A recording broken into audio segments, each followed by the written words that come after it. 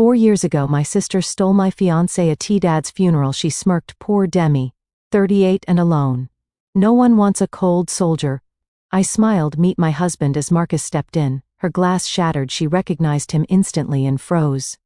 I am Demi James, 38 years old, a captain in the United States Army. Today I stand entirely alone at my father's funeral. In my solemn dress blues I hold my back straight, while my heart shatters inside my chest. But Vanessa, my older sister, standing there in a plunging designer black dress, leans in to whisper, "Poor Demi, you look so stiff and dry in that uniform. No wonder Darren chose my softness. He said holding you was like hugging a log." She smirks, glancing over at Darren, my ex-fiancé now signing the guest book, with a glossy Mont Blanc pen, acting as if he owns this entire ceremony. They think I'm still the loser who ran away 4 years ago. A light drizzle falls over Ohio, the damp chill seeping through the layers of wool in my army dress blues. I stand guard by my father's casket, my patent leather shoes stained with the mud of the cemetery. The bugle notes of taps pierce the silence. It is the most sacred sound to a military family, a moment when every head should bow in reverence. But not today. The solemnity is shattered by the distinct click-clack of stilettos on stone. Vanessa approaches, and a cloud of Chanel No. 5 suffocates the delicate scent of the white Louis surrounding the grave. She doesn't look at Dad's photo. Instead, she scans the crowd, checking to see if anyone is admiring her custom-cut black dress. Her presence feels like spilling a bottle of black ink over the final dignified portrait of my father. Vanessa stands too close to me, feigning the posture of a comforting sister for the onlookers, but her words are pure distilled venom. "God, Demi." She clicks her tongue, her hands smoothing my lapel as if brushing off dirt. "Look at you. 38 years old, no husband, no kids, just these cold metal medals on your chest. Dad must have been so sad to see his youngest fail like this." She leans into my ear, whispering cruelly so no one else can hear. "Darren was right. You were born to be a soldier, to suffer, not to be loved. Men need a woman, not a commander."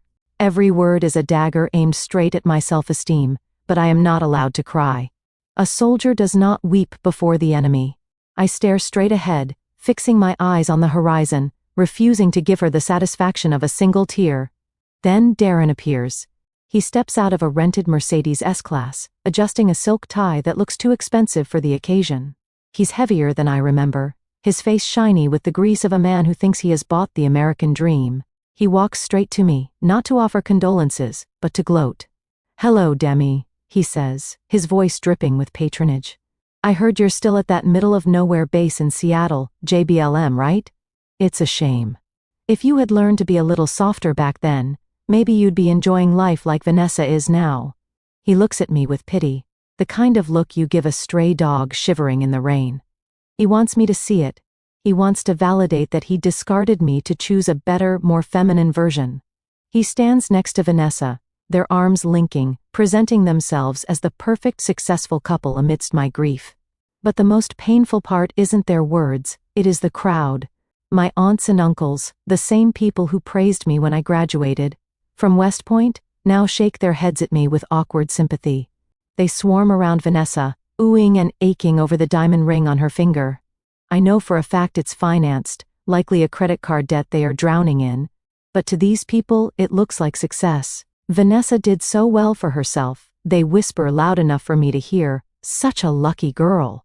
I stand there, completely isolated within my own bloodline. They worship the homewrecker and the traitor simply because of the flashy exterior. I make a fist inside my white glove, my fingernails digging deep into my palm until it stings. Yea. Though I walk through the valley of the shadow of death, I will fear no evil. I recite Psalm 23 silently in my head. It's the only thing keeping me from screaming, "I will not break, not here, not today." I watch as Darren walks over to the memorial table. He pulls a pen from his breast pocket to sign the guest book. It's a Mont Blanc, glossy black with a gold clip. He flourishes his signature, making a show of it, letting the light catch the resin barrel of the pen. My breath hitches. That pen. It isn't just a pen, it is a trigger. The sight of that glossy black instrument in his hand drags me violently away from the cemetery, pulling me back 4 years into the past, to the moment that pen signed away my innocence. The glossy shine of that Mont Blanc pen in Darren's hand acts like a hypnotic trigger, dragging my consciousness backward. The gray skies of the cemetery dissolve, replaced by the warm, humid air of a late summer evening 4 years ago. I was a different person then. I was 24, a first lieutenant and naively optimistic. I had just returned from a grueling 2-week field training exercise. My boots were caked in dried mud, my hair was a disaster of frizz and sweat, tied back in a messy bun, and I smelled like diesel fuel and damp earth. But I didn't care. I didn't go home to shower. I wanted to see him first. I drove straight to Darren's office in downtown Columbus. On the passenger seat sat a white paper takeout bag from Siam Orchid, filling my Jeep with the savory aroma of pad thai and peanut sauce. It was his favorite. I smiled to myself as I merged onto the highway, rehearsing the moment in my head. I imagined him looking up from his desk, tired from working late as he always claimed, his face lighting up when he saw me. He would hug me, dirt and all, and say, "Welcome home, warrior." I truly believed Darren was my safe harbor. In a life defined by strict orders and harsh deployments, I thought he was the one civilian softness I was allowed to keep. I was wrong. It was a fatal miscalculation. The office building was silent at 8, where it seemed on PM. The janitorial staff had already left, leaving the hallways dim and echoing. I walked softly toward his corner office, my combat boots surprisingly quiet on the industrial carpet. I wanted to surprise him. I gripped the warm takeout bag, my heart fluttering with that stupid, innocent excitement. But 10 feet from his door, I froze. It wasn't a sound that stopped me. It was a smell, heavy, floral, suffocating. It was the scent of gardenia, not the fresh flower, but the cloying, overly sweet perfume that hung in the air like a fog. It wasn't my scent. I wore light citrus notes, if anything. This smell belonged to only one person I knew. It was the signature scent of my sister Vanessa. My heart began to hammer against my ribs, not from anticipation anymore, but from a sudden sickening dread. My stomach churned, the smell of the pad thai suddenly mixing with the perfume to create a nauseating cocktail. Then came the sounds. I heard a giggle. It was that high-pitched performative laugh Vanessa used when she wanted something expensive. Then came the low murmur of a man's voice. "Don't worry about her." Darren's voice drifted through the partially open door. It wasn't the respectful tone he used with me. It was mocking, slurred with lust. "Demi is as dry as a roof tile. She wouldn't know passion if it hit her in the face." "Poor thing," Vanessa purred. "She tries so hard to be a man." The blood drained from my face. My hands went numb. I didn't want to believe it. I needed to see it. I needed the visual confirmation to kill the hope that was still gasping for air inside me. I pushed the heavy oak door open. The bag of food slipped from my fingers. It hit the floor with a wet thud, the container bursting open. Steaming noodles and orange sauce splattered across the pristine carpet, but neither of them looked at the mess. They looked at me. The scene before me was a tableau of absolute betrayal. They were entangled on the leather Chesterfield sofa in the corner. But what made my vision blur with rage wasn't just the nudity, it was what Vanessa was wearing. Draped over her shoulders, unbuttoned and loose, was my camouflage army shirt. The one with my name tape, James, stitched over the heart. The shirt I had earned through sweat and tears. She was wearing my honor like a cheap piece of lingerie. Darren scrambled up, his face draining of color, looking like a deer caught in headlights. "Demi, it's not," but Vanessa, she didn't scramble, she didn't cover herself in shame. She slowly ran a hand through her messy hair, pulling my shirt tighter around her bare skin. She looked me up and down, taking in my muddy boots and tired face. Then, she smirked. It was a smile of pure victory. Her eyes said everything she didn't need to speak aloud. "I won, you lost. You served the country. I serve myself to your man." I waited for the tears. They didn't come. I waited for the urge to scream, to throw a vase, to claw her eyes out. That didn't come either. Instead, a profound icy silence filled my veins. It was the switch flipping. In the military, they teach you that when an ambush happens, you don't panic. You assess, you react. I looked at Darren, who was now trying to pull his pants up, looking pathetic and soft. Then I looked at the engagement ring on my left hand. A solitaire diamond that I had been so proud to show off. Now, it just looked like a shackle. Slowly, deliberately, I pulled the ring off my finger. My hand felt lighter instantly. I walked to the glass coffee table in front of them. I didn't throw the ring. I placed it down with a sharp, deliberate clink against the glass. The sound rang out like a judge's gavel. "You two pieces of trash deserve each other," I said. My voice was steady, void of any emotion. It scared me how calm I sounded. I turned my back on them. I left the ruined food on the floor. I left the man I thought I loved. I left my sister, and I left the old Demi in that room.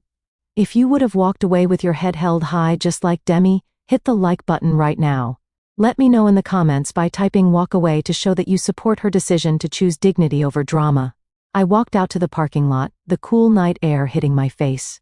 I climbed into my Jeep, the engine roaring to life, drowning out the silence of my shattered life.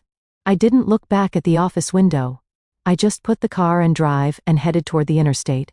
I didn't know where I was going, but I knew I couldn't stay in Ohio a second longer. That night, I didn't just pack, I evacuated. I threw my duffel bags and a box of essential documents into the back of my old Jeep Wrangler like I was fleeing a war zone. In a way, I was. I requested an immediate transfer to Joint Base Lewis McChord or JBLM in Washington State, the furthest possible point on the map from Ohio without swimming into the Pacific Ocean. The drive was a 3,000-mile blur of asphalt and misery. I drove like a fugitive, fueled by gas station coffee and a burning acidic rage. I didn't turn on the radio once. I couldn't bear to hear love songs or happy pop music.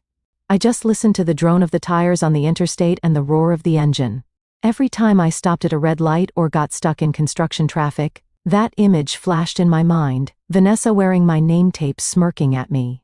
It haunted me across the cornfields of the Midwest through the mountains of Montana, and all the way into the gray, drizzly embrace of the Pacific Northwest. I arrived in Seattle at dawn. The city greeted me with a heavy curtain of rain and a sky the color of a bruised plum. I had no friends here, no family. And thanks to the deposit I had put down on a wedding venue that wouldn't refund me, my bank account was running on fumes. I couldn't afford a nice place in the city, and the on-base housing list was miles long. So I found a studio apartment off base in Tacoma. It was a dive. The carpet smelled of decades of stale cigarette smoke and damp wool, a scent that no amount of air freshener could mask. The walls were paper thin. Every night I could hear my neighbors arguing about money, their voices vibrating through the plaster, reminding me that misery loves company. For the first 6 months, my dinner menu didn't vary. It was the struggle meal of every broke college student and underpaid soldier in America. Maruchan chicken-flavored ramen, 25 cents a pack. I didn't have a dining table. I sat on the cold linoleum floor of my kitchenette, crisscross applesauce, holding a styrofoam cup of noodles. The steam hit my face, doing nothing to warm the chill inside my chest. One Tuesday night, while swirling the salty processed noodles with a plastic fork, I made the mistake of opening Instagram. There they were. Vanessa had posted a carousel of photos. She and Darren were at an all-inclusive resort in Cabo San Lucas. In one photo, they were holding tropical cocktails, the turquoise ocean glistening behind them. Vanessa was tanned, glowing, and wearing a diamond ring, my replacement that caught the sunlight. The caption read, "Finally found my soulmate. Living the blessed life." I stared at the screen until my eyes burned. I was eating 25-cent noodles on a dirty floor in a rainy city while the woman, who betrayed her own blood, was sipping margaritas in paradise on my ex-fiance's dime. The injustice of it felt physical, like a punch to the gut. Why did the villains get the happy ending? Why was I the one who followed the rules and lived with honor, the one left shivering in the dark? At work, I became a ghost. I showed up to the base every morning at 0600 sharp. I did my job with mechanical precision. I processed logistics requests, managed supply chains, and shouted orders when necessary. But I was hollow. I avoided the mess hall. I turned down every invitation for Friday night drinks. I was terrified that if I let anyone get too close, they would see the cracks in my armor. They would see that Captain James, the stoic officer, was actually a broken woman who couldn't even keep a man. The isolation started to mess with my head. Late at night, when the rain lashed against my single window pane, the gaslighting started to work. I began to replay Vanessa's insults. Maybe she was right, I thought. Maybe I am too dry. Maybe I'm unlovable. Maybe I'm just a machine made for war, not for a home. I was spiraling. I was drowning in plain sight, and nobody knew. Then came the hand of a stranger. It was a Friday afternoon in November, and the rain was coming down in sheets. I was rushing to my Jeep in the parking lot, head down, just trying to escape another weekend of solitude. Captain James. I stopped. Standing near the exit was Ruth, a civilian employee from the finance department. I didn't know her well, just exchanged emails about budget approvals. Ruth was a woman in her 50s with kind eyes and a no-nonsense attitude. She walked right up to me, ignoring the rain soaking her coat. She looked me dead in the eye, not with pity, but with a piercing understanding. "You look like you've been carrying the weight of the world on your shoulders for about 6 months too long," Ruth said. Her voice was steady. "I'm going to grab a beer at the craft pub down the street, a good strong IPA. You're coming with me." I opened my mouth to recite my usual excuse: paperwork, tired, busy. But the warmth and Ruth's expression stopped me. It was the first time in half a year someone had looked at me like a human being, not a rank. "Okay," I whispered. We went to a small, dimly lit bar that smelled of hops and wood polish. Ruth ordered a picture of local IPA. She didn't pry. She didn't ask about my family or why I looked so haunted. She just talked about her dogs and the terrible traffic on I-5. After the second pint, the dam broke. I didn't mean to, but a tear slipped down my cheek and landed on the wooden table, then another. Ruth didn't flinch. She just handed me a napkin and waited. When I finally composed myself, she reached into her purse and pulled out a small cream-colored business card. She slid it across the table to me. "Dr. Patricia Chin, Trauma and PTSD Specialist for Veterans." "I've been where you are, Demi," Ruth said softly. "You're a warrior, honey. But even warriors need a medic sometimes. Don't let your past define who you are. Fight for yourself." I stared at the card. The edges were sharp, the font simple. It was just a piece of paper, but in the dim light of that bar, it looked like a lifeline thrown to a drowning woman. I picked it up.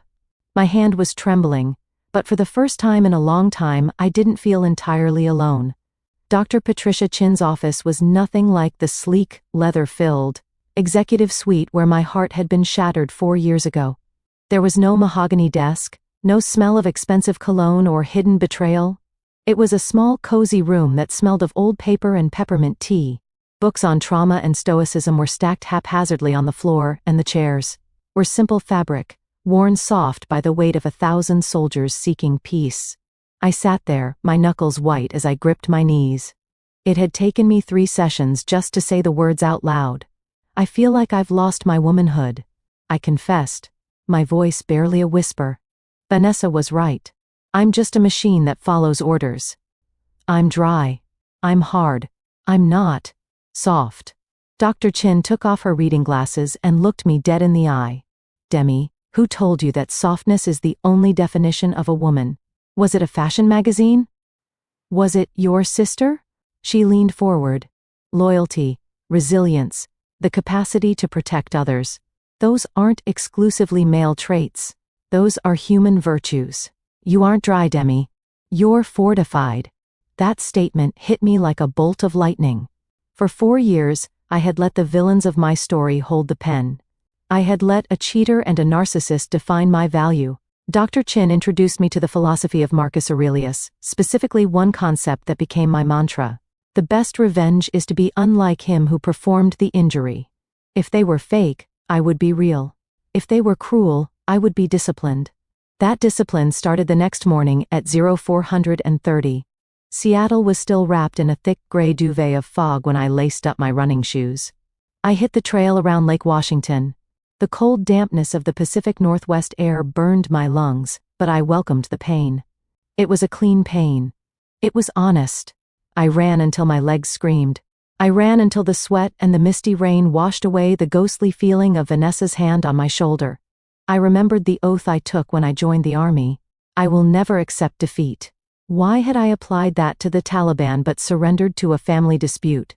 As the weeks turned into months, my body transformed. The stress weight melted away, replaced by lean muscle. My posture changed. I stopped looking at the pavement when I walked. I held my chin parallel to the ground. I had survived combat zones.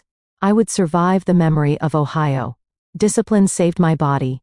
But it was the chosen family that saved my heart. Ruth, the woman who found me in the rain, dragged me to a unit barbecue one Saturday. In the past, I would have made an excuse. I hated seeing happy families because they reminded me of what I didn't have. But this time, I went. The smell of charcoal and barbecue sauce hit me before I even opened the gate to Sergeant Miller's backyard. Rock music was playing from a portable speaker, and kids were running through a sprinkler on the lawn. "Captain," Miller shouted from the grill, waving a pair of tongs. "Grab a cold one, ribs are almost done." Nobody asked, "Where is your husband?" Nobody looked at my ringless finger with pity. They just handed me a cold can of lager and a paper plate piled high with potato salad and ribs. We laughed about the terrible coffee at the mess hall and debated which football team was going to blow it this year. In that backyard, amidst the laughter and the smell of grilled meat, I realized something profound. Family isn't just whose DNA you share. Family are the people who stand next to you in the trenches. Family are the ones who don't let you stand out in the rain. 6 months of therapy, running and healing culminated in a single email. I was promoted. The notification hit my inbox on a Tuesday, Strategic Logistics Manager for the entire Northwest region. It was a massive step up, putting me in charge of multi-million-dollar defense contracts. To celebrate, I did something the old Demi would never have done. I drove downtown to the Nordstrom flagship store. I walked into the cosmetics department, ignoring the pastel pinks and soft nudes that Vanessa always said were ladylike. I went straight for the boldest shade I could find. It was a deep, rich burgundy. I remembered Vanessa's voice in my head. "That color makes you look old, Demi. It's too aggressive." I bought it. I went to the car, flipped down the visor mirror, and applied the lipstick. It glided on smooth and dark, the color of a fine wine, or perhaps the color of dried blood on a bandage. I looked at myself in the rearview mirror. The woman staring back wasn't dry. She wasn't a victim. She looked powerful. She looked mysterious. She looked like someone you didn't want to mess with. I smiled, and my teeth looked white against the dark red. This wasn't makeup. This was war paint. I started the engine of my Jeep. I had a new rank, a new confidence, and a new mission. And little did I know, this new promotion was about to put me in a room with the man who would change everything. The boardrooms of the Pacific Northwest were small, and I was about to walk into a meeting that would rewrite my destiny. My promotion to Strategic Logistics Manager didn't just change my rank. It changed the room I was standing in. Instead of muddy field tents, I was now walking into high-level procurement meetings at the Pentagon's Western Regional Office, and that is where I met the man who would redefine everything I thought I knew about love. Marcus Hamilton was sitting at the head of the mahogany conference table. He was the CEO of Apex Defense, the largest military contractor in the region. Unlike the loud, flashy businessmen I was used to, men like Darren, who wore their wealth like neon sign, Marcus exuded quiet luxury. He wore a charcoal gray suit that fit him so perfectly it had to be bespoke. There were no visible logos, no flashy gold cufflinks, but I knew the fabric was clearer and more expensive than Darren's entire wardrobe combined. When I stood up to present my report on supply chain vulnerabilities, Marcus didn't check his watch. He didn't look at his phone, and most importantly, he didn't stare at my chest or my legs. He looked me dead in the eye. He listened. He took notes with a vintage fountain pen, his movements precise and deliberate. When I finished, the room was silent. Marcus capped his pen and leaned back. "Captain James," he said, his voice a deep, resonant baritone that commanded the room without shouting. That was the sharpest analysis of the Pacific supply route I have heard in 5 years. "You just saved my company and the taxpayers millions." He wasn't flattering me to get into my pants. He was respecting my brain. For a woman who had been told she was too dry and too rigid, being admired for, my competence felt like drinking cool water after a long march in the desert. 2 weeks later, he invited me to dinner. He didn't take me to a 5-star hotel with a dress code where he could show me off like a trophy. He took me to Pike Place Market. We walked down Post Alley to the pink door. There was no sign, just a faded pink door and a brick wall. It was a place for locals, For people who knew quality and didn't need to advertise it. We sat on the deck overlooking Elliott Bay, the ferry boats cutting through the dark water below. When the waiter arrived, I instinctively froze. My muscle memory from 4 years with Darren kicked in. Darren always ordered for me. She'll have the garden salad, dressing on the side, we're watching her waistline. Marcus simply handed me the menu and smiled. The lasagna here is legendary, but get whatever makes you happy, Demi. I ordered the lasagna, rich, cheesy and full of carbs. And as we ate, we talked. We didn't talk about money or gossip. We talked about architecture, about the geopolitical shifts in Europe, about old jazz records. When we walked back to the parking garage, I braced myself to see a flashy sports car. Instead, Marcus unlocked a dark blue Volvo SUV. A Volvo? I teased him, raising an eyebrow. Safest car on the road, he said with a shrug, opening the door for me. I don't need to prove I'm fast, I need to know I'm getting home in one piece. That was it. That was the moment I fell for him. Marcus was a mountain, solid, immovable, and safe.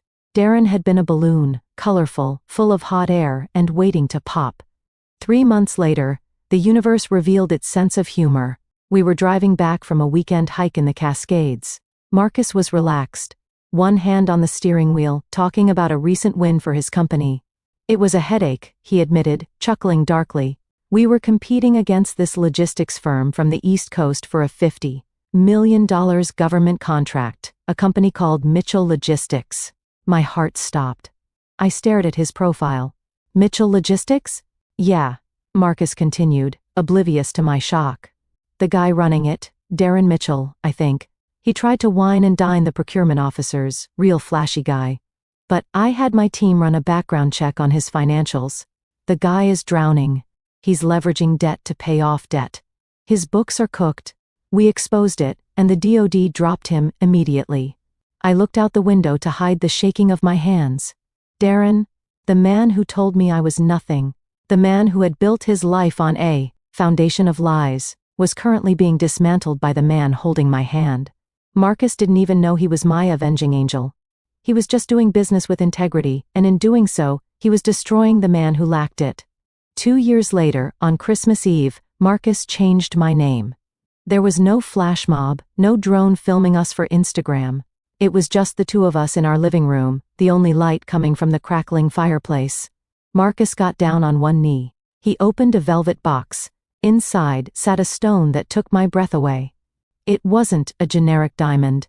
It was a deep, velvety cashmere sapphire, surrounded by a halo of small diamonds. It looked like the ocean at night. Look inside the band, he whispered. I tilted the ring to the firelight. Engraved in the platinum were 2 words, Semper Fidelis, always faithful. Demi, he said, his voice thick with emotion.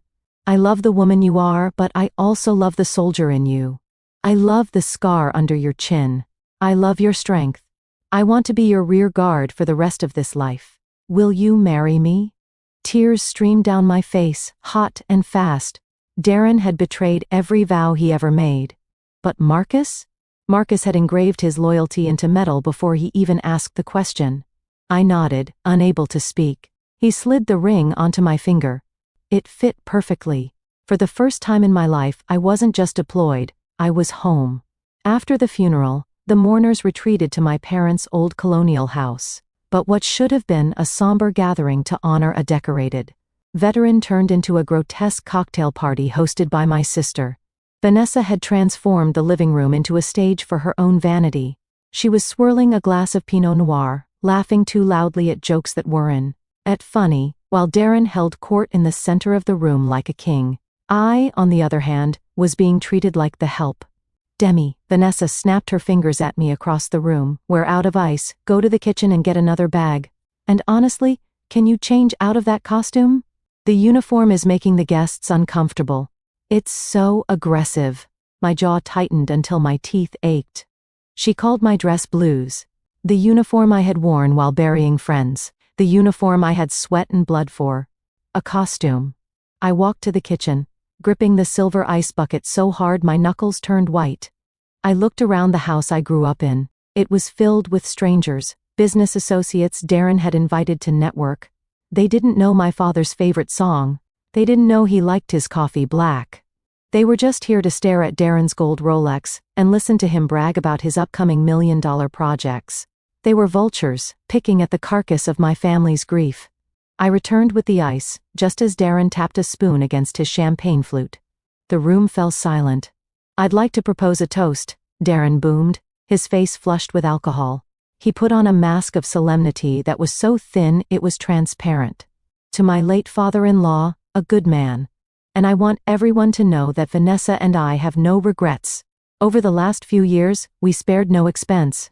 We paid for the best doctors, the private nursing care, everything. We wanted him to have the best, regardless of the cost." The air left my lungs. A hot, blinding rage shot up my spine. He paid. The truth was a ledger burned into my brain. I was the one who wired $3,000 home every month. I was the one who took out a personal loan to pay for the hospice care because his insurance didn't cover it.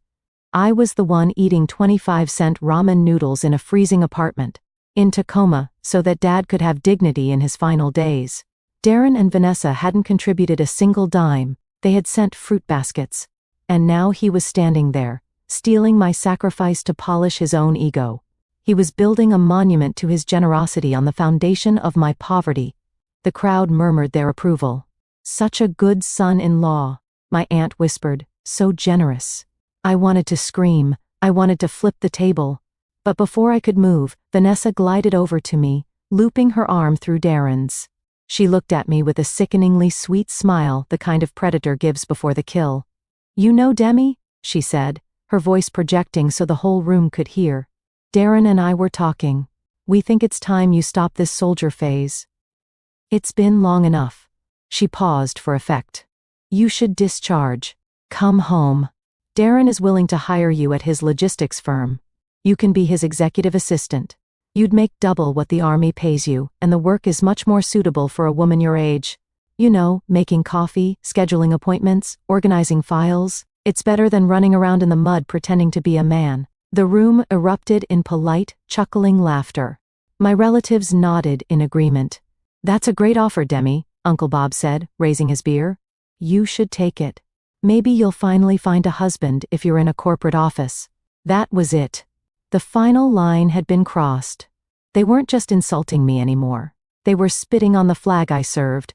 They were reducing a captain in the United States Army, a woman who managed multi-million-dollar supply chains and commanded soldiers, to a coffee girl. They thought my worth was zero because I didn't have a husband or a flashy car. The sadness evaporated. In its place, a cold, crystalline clarity took over. It was the zone. The heartbeat slows. The vision sharpens. The target is locked. I set the ice bucket down on the coffee table. Thud. The sound was heavy enough to cut through the chatter. I slowly pulled off my white gloves, finger by finger, and tucked them into my belt. I looked at Vanessa, then turned my gaze to Darren. "Thank you for the offer," I said. My voice wasn't loud, but it had the steel timbre of a command, and it silenced the room instantly. "But I'm afraid I can't accept." "Don't be proud, Demi," Darren scoffed, swirling his drink. "It's charity. Take it." "I can't take it." I continued, my eyes boring into his. "Because my husband wouldn't be very happy if I quit my career to work for a company that is currently filing for Chapter 11 bankruptcy." The silence that followed was absolute. You could hear a pin drop. Darren's face went from flush to ghostly pale in a millisecond. "Excuse me?" he choked out. "Your husband?" Vanessa let out a shrill, nervous laugh. "Husband? Oh, Demi, have you lost your mind? Did you hire an actor to impress us? You're delusional." "Am I?" I reached into my pocket and pulled out my phone. I didn't look at them. I looked at the screen. If you are cheering for Demi right now, hit that like button and comment "True Queen" below. Let's show the world that real class doesn't need to shout. I typed a single message to the contact saved as my North Star. "Time on target. Execute." I hit send. "I'm not the one pretending, Vanessa," I said softly. "But the man outside? He doesn't pretend." At that exact moment, the heavy oak front door vibrated with an authoritative ding-dong. It wasn't a polite knock. It was a summons. The reckoning had arrived. After I dropped the bomb about my husband and the bankruptcy, The silence in the living room lasted exactly 3 seconds. Then, the room exploded into laughter. It wasn't a warm, genuine laugh. It was jagged and hysterical, led by Vanessa. She threw her head back, the sound of her cackle echoing off the walls like shattering glass. "Your husband?" she gasped, wiping a tear of mirth from her eye. "Oh, Demi, honey, I knew you were desperate, but I didn't think you were delusional. What did you do? Hire some struggling actor from a local theater group to come here and pretend to love you?" Darren shook his head, looking at me with that same nauseating mixture of pity and condescension. He walked over and patted my shoulder, his hand heavy and patronizing. "Demi," he said, lowering his voice to a stage whisper so everyone could hear how caring he was. "I get it. It's hard seeing us so successful while you're stuck. But lying like this? It's a cry for help. Maybe I should call a professional. I know a good psychiatrist who deals with midlife crises and pathological lying." The guests nodded in agreement, sipping their wine, whispering behind their hands. "Poor thing," they mouthed. "She's finally snapped." They didn't believe me. In their narrow materialistic worldview, it was physically impossible for a woman like me, dry, career-focused and unadorned, to attract a man, let alone a husband. Their contempt had reached the pinnacle of ignorance. They were standing on the deck of the Titanic, mocking the iceberg, completely unaware that the hole had already been breached. 50 yards away, the atmosphere was entirely different. A black Cadillac Escalade, sleek and ominous like a shark in dark water, idled at the curb. Rainwater beaded on the bulletproof glass, reflecting the gray Ohio sky. Inside, the air was conditioned to a perfect 68 degrees, smelling faintly of leather and expensive cologne. Marcus Hamilton sat in the back seat. He wasn't laughing. He was adjusting his white gold cufflinks with surgical precision.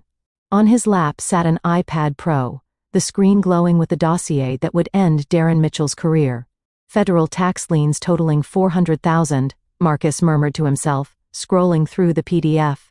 Payroll missed for the last 3 months, 2 lawsuits from subcontractors for non-payment, and here it is. The second mortgage on the house, taken out at a predatory interest rate just to lease a Mercedes and buy a fake ring. He shook his head. He hadn't flown across the country to get into a fistfight with Darren. That was beneath him. He was here to dismantle Darren with the most lethal weapon in America, the truth. Beside him, on the leather seat, lay a bouquet of white tulips. In the language of flowers, they symbolized forgiveness and new beginnings.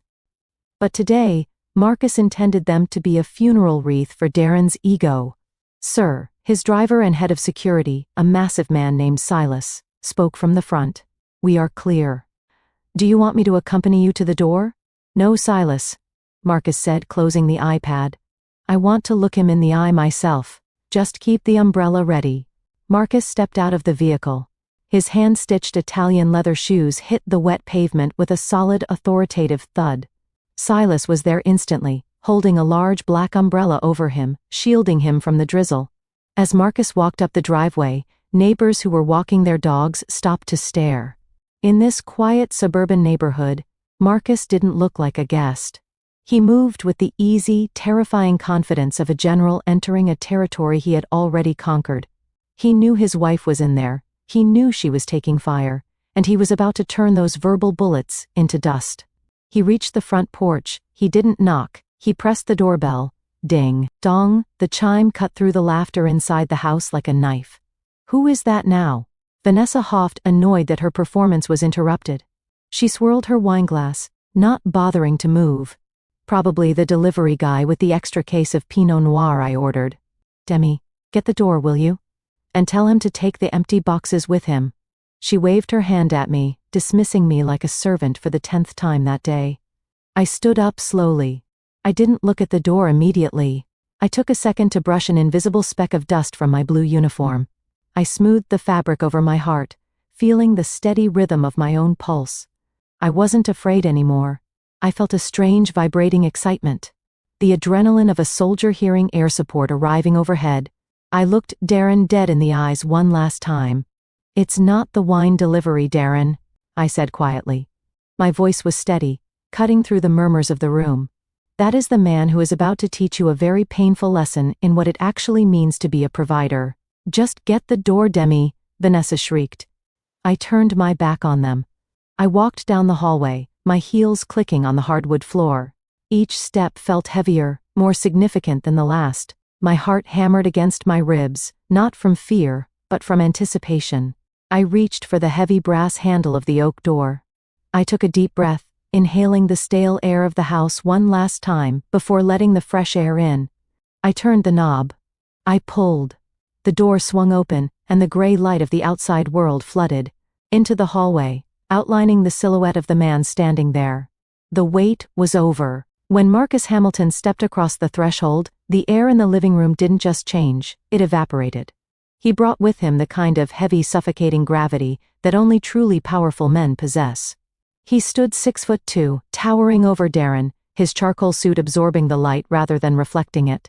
He didn't look at the stunned guests holding their cheap appetizers. He didn't look at Darren, who was frozen mid-laugh. He walked straight to me, his strides measured and calm, parting the crowd like the Red Sea. He stopped in front of me, ignoring the chaos of the room entirely. He held out the bouquet of white tulips, crisp, elegant, and understated. "Sorry I'm late, Captain," he said, his voice a rich baritone that vibrated against the walls. He leaned down and kissed my forehead, his lips warm against my cold skin. "The flight from DC was delayed on the tarmac. You know how the private airfield gets in this weather?" Private airfield. The room went deathly silent. Vanessa, who had been holding her glass of Pinot Noir like a scepter, stared at Marcus. Her eyes darted from the cut of his Italian suit to the watch on his left wrist. It was a Patek Philippe Nautilus, a timepiece that cost more than this entire house. The realization hit her so hard that her fingers went numb. Crash. The wine glass slipped from her hand and shattered on the beige carpet.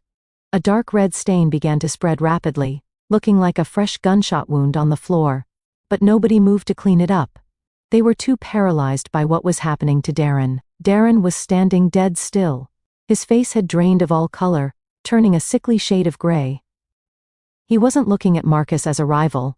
He was looking at him as an executioner. He recognized the man, not because they were friends, but because Marcus was the predator Darren had been running from.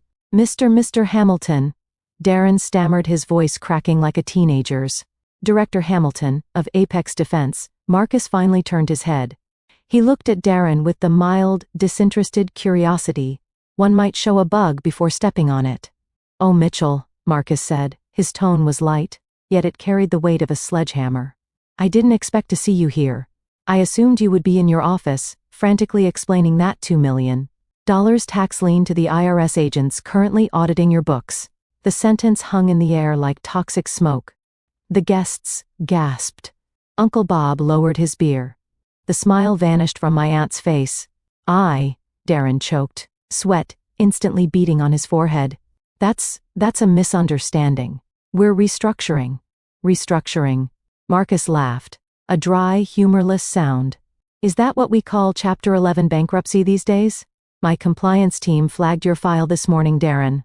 You leveraged this house, your wife's parents' house, to secure a loan you had no intention of paying back. You're not just broke, you're about to be homeless." Vanessa let out a strangled cry. She rushed forward, grabbing Darren's arm, her fingernails digging into his suit jacket. "What is he talking about, Darren? You said the business was booming.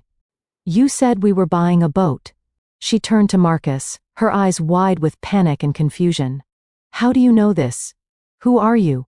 Marcus didn't answer her immediately. He stepped closer to me, sliding his arm around my waist. His grip was firm, possessive, and incredibly grounding. "I am the man who just acquired the Department of Defense logistics contract that your husband tried to bribe his way into," Marcus said calmly. "I'm the reason his company is dissolving." He paused, letting the information sink in. Then he delivered the final blow. "But more importantly," Marcus continued, his voice dropping an octave, becoming deadly serious, "I am Demi's husband. We've been married for 2 years." Vanessa's mouth fell open. She looked from the sapphire ring on my finger to the man holding me, realizing that the actor she mocked was actually the most powerful man in the state. Marcus looked Vanessa dead in the eye. "And I want to thank you, Vanessa." "Thank me," she whispered, trembling. "Yes," Marcus smiled, but it didn't reach his eyes. "Thank you for taking this man off her hands 4 years ago. If you hadn't been so greedy, if you hadn't stolen him, I never would have met Demi. You took the trash out so I could find the treasure. For that, I am genuinely grateful. It was a double tap to the heart. He hadn't just beaten them financially. He had completely dismantled their moral victory. He framed their betrayal not as a loss for me, but as the greatest favor anyone had ever done for me. Darren's legs gave out. He sank into the nearest armchair, looking like a deflated balloon. He looked up at me, desperation in his eyes. Demi, he pleaded, his voice wet with tears. Please, Mr. Hamilton, Marcus, we're family. Demi is my ex-fiancé. You can't let them take the house. My reputation? Marcus cut him off. The temperature in the room seemed to drop 10 degrees. Ex-fiancé, Marcus repeated, his voice icy. You lost the right to speak her name when you betrayed her. She isn't your ex anything. She is Mrs. Hamilton, and the Hamilton family does not do business with liars. Marcus turned his gaze to the room full of gawking relatives, the flying monkeys who had spent the last hour mocking me. This party is over, Marcus announced. He didn't shout, but the authority in his voice was absolute. My wife has had a long day, and she needs to grieve her father in peace. I suggest you all leave now. There was no protest. No one stayed to finish their wine. The shame in the room was palpable. They grabbed their coats and purses, scrambling for the door like cockroaches when the lights turned on. Within 2 minutes the house was silent, save for the sound of Vanessa sobbing on the floor next to the red wine stain that looked so much like the death of her fake life. Within 5 minutes the house was empty. The friends and relatives who had been drinking Darren's wine and eating his shrimp cocktail vanished the moment the smell of failure entered the room. Now it was just the 4 of us standing in the wreckage of the living room. Marcus, me, and the 2 people who had tried to destroy my life. The silence was heavy, broken only by the aggressive buzzing of a cell phone on the coffee table. It was Darren's phone. The screen lit up, flashing a number with an 800 area code. Darren stared at it, his hands shaking by his sides. He made no move to answer it. You should probably get that, Mitchell, Marcus said, leaning casually against the mantelpiece. That's the 3rd time they've called in 10 minutes. Creditors are persistent. I can't, Darren whispered, sweat trickling down his temple. Then I will. Marcus reached forward and tapped the speakerphone icon before Darren could stop him. A woman's voice, sharp and professional, filled the room. Mr. Mitchell, this is Wells Fargo Home Mortgage. We have attempted to reach you by mail and phone. This is your final notification regarding the property at 42 Elm Street. Since we have not received the past due balance of $14,000, foreclosure proceedings will officially begin tomorrow morning. You have 30 days to vacate the premises. The color drained from Vanessa's face so fast I thought she was going to faint. She whipped her head toward Darren, her eyes bulging. Foreclosure, she shrieked. Darren, you told me you paid off the mortgage. You said the business was having its best quarter ever. Darren hung his head, looking at his expensive Italian loafers which, I realize now, were probably put on a credit card he couldn't pay. I had to move some money around, he mumbled. To keep up appearances, the lease on the Mercedes, your wardrobe, the parties, it cost money, Vanessa. So you lied to me, Vanessa screamed, grabbing a throw pillow and hurling it at him. We're homeless. You made me homeless. It was a pathetic scene. The facade of the perfect couple was crumbling in real time, revealing the rot underneath. Vanessa turned away from him, panting. Her eyes landed on my hand, specifically on the cashmere sapphire ring Marcus had given me.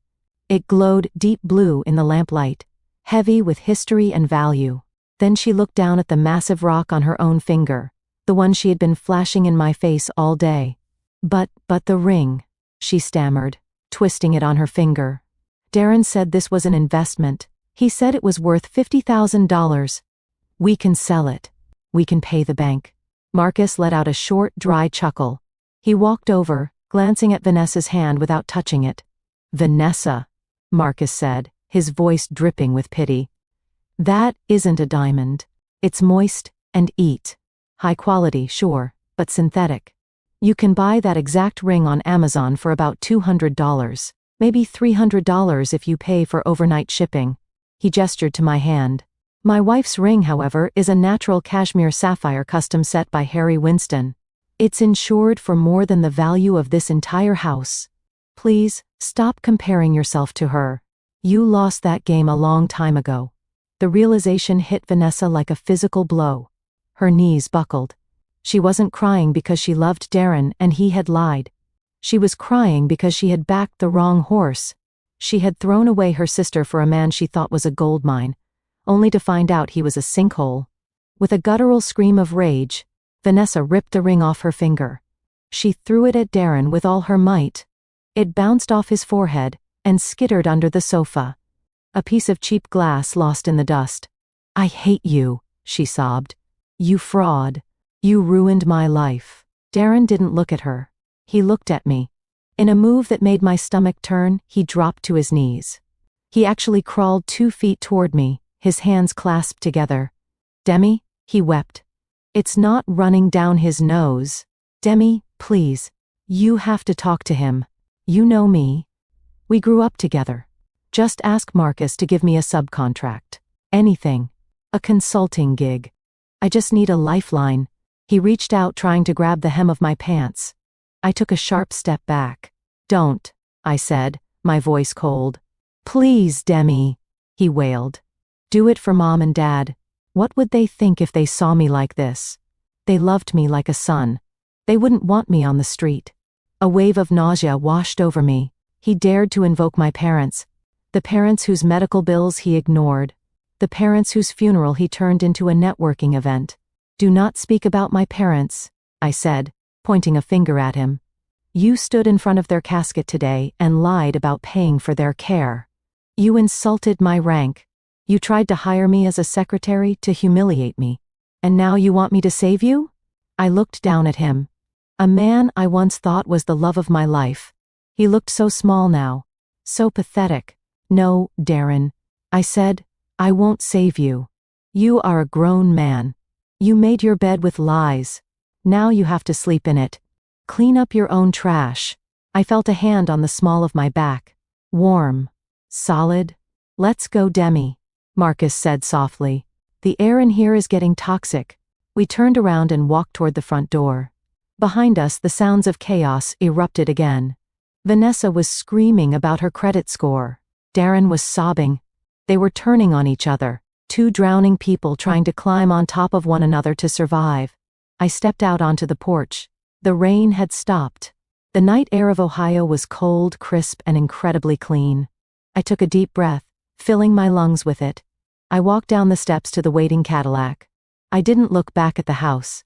I didn't need to. That life, the life of the victim, the life of the dry sister, the life of the woman who wasn't enough, was dead.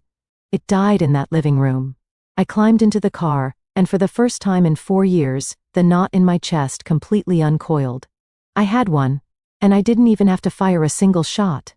The flight back to Seattle was quiet. The hum of the jet engines created a cocoon of white noise that separated us from the chaos we had left behind in Ohio. Marcus was asleep in the seat next to me, his hand resting protectively over mine. In my lap lay the only thing I had taken from my parents' house before leaving, my father's old leather-bound journal. I had found it tucked away in the bottom drawer of his desk, hidden beneath stacks of medical bills that I had paid. My hands trembled as I opened it to the last entry, dated just 3 weeks before he died. The handwriting was shaky. The script of a man whose body was failing, but whose mind was still sharp. I read the words through a blur of tears. "I know Demi is suffering alone out there. She doesn't say it, but I hear it in her voice on the phone. My little girl is tough as steel, but even steel feels pain when it's forged in fire. Vanessa has chosen the path of appearance. She wants the world to look at her. But Demi chose honor. She wants to serve the world. I am so proud of my soldier. I only pray that one day she finds a man who is worthy of that brave heart." A sob escaped my throat, loud enough to wake Marcus. He didn't ask what was wrong. He saw the book, saw my face, and simply pulled me into his chest. I buried my face in his shirt, letting go of the last jagged piece of resentment I had been carrying. I hadn't been invisible. Dad had seen me. He had always seen me. I wasn't the black sheep. I was the quiet shepherd he trusted. I wasn't alone. 2 weeks later, the final test arrived in the form of a vibration on my phone. I was in the kitchen making coffee when a text message popped up. It was from Vanessa. It was a long, rambling block of text, devoid of any punctuation or apology. Demi, you have to help me. Darren took the car and left. He left me with nothing but the dead. The bank is coming on Monday. I have nowhere to go. You're rich now. You have to send me $10,000, just a loan. Please, we are sisters. Family helps family. I stared at the screen, reading the words, family helps family. The audacity was breathtaking. This was the woman who told me I was unlovable. The woman who wore my uniform as a joke. The woman who tried to make me her husband's secretary. And now, when the ship she drilled holes in was sinking, she wanted me to throw her a life vest made of cash. I looked out the kitchen window. In the backyard under the soft gray drizzle of the Seattle morning, Marcus was kneeling in the dirt. He was planting the bulbs we had bought earlier that week. I looked back at the phone. 4 years ago I would have sent the money. I would have tried to buy her love. But I wasn't that woman anymore. I didn't type a reply. I didn't lecture her. I simply tapped the small eye icon in the corner of the screen, scrolled down to the bottom in red text, and pressed block caller. The message disappeared. The connection was severed. It wasn't an act of cruelty. It was an act of self-preservation. I realized I had no responsibility to save the people who had tried to drown me. I put the phone down on the counter and walked out the back door. The air outside smelled of wet earth and pine needles, the signature scent of the Pacific Northwest. I walked over to the garden bed and knelt beside Marcus. My knees sank into the damp soil, ruining my clean sweatpants. But I didn't care. "Everything okay, Captain?" Marcus asked, wiping a smudge of dirt from his cheek. I looked at the row of white tulips he had just planted. In the spring, they would bloom, strong or resilient and pure. White tulips for forgiveness. Not forgiveness for them, but forgiveness for myself. Forgiving myself for staying too long. Forgiving myself for believing I wasn't enough. "I'm okay," I said, grabbing a trowel to help him cover the bulbs. "Actually, I'm better than okay. I'm home." We spent the rest of the morning in silence, working the earth, our hands dirty and cold, but our hearts full.